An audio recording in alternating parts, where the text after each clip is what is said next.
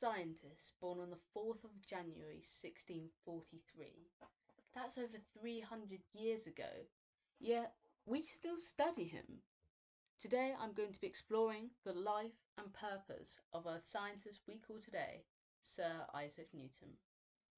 Isaac Newton was born in England, Lancashire, and he made huge advancements. In fact, he was known as the Holy Grail of mathematics for ancient English history. He also made ginormous contributions into the field of physics. One of his first sort of advancements into the subject of mathematics was a new branch of mathematics called calculus. This is when you try to calculate the smallest possible amount for a line under a differentiation graph to get the most accurate reading you can. But just imagine this, over 300 years ago, and you're creating a totally new way of thinking about maths. I think that's an amazing achievement. Another thing Isaac Newton did was create a new branch of science called optics, or it's more like a theory. It was when light passes through something such as a prism and it splits. We think about this all the time. In fact, we do this in school. But why was that so influential back then? The only real reason I can give for this is that it was new. Isaac Newton was like a feast for new ideas. He had everything new. He was a thinker. He knew everything almost at that time. He knew everything that was and would be and will be. But it was new at the time, and that's why people really went for Isaac Newton. They gave him a knighthood. He was so well praised, as he should deserve to be.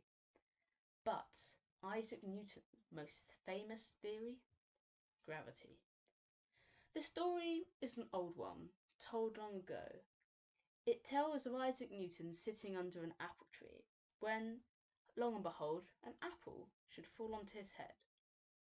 Why would this be important? Isaac Newton thought about it, and he realised there must be something bringing that apple down. So that led him to create the theory that we call today gravity. This was huge. At the time, no one had even thought that the force pulling you down to earth was a force as opposed to just how things were. And in fact, we still study this force called gravity today, not just in school, but real scientists. Back in the early 20th century, people such as Einstein, to name but one, were really engrossed into this new branch of new way of thinking about gravity. And even though today it seems like much of a staple, actually, back then it was totally profound. However, over the years, Isaac Newton's works have been downplayed. They are slightly outdated.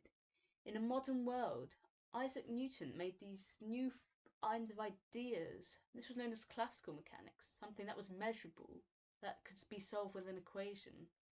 But nowadays, we don't use that kind of science. Nowadays, we use a new kind of science called quantum mechanics. Quantum mechanics is all about theories and discussion and what could be, not what is. Though this doesn't discredit Isaac Newton at all. If anything, it shows how much of an impact he's had on modern day physics.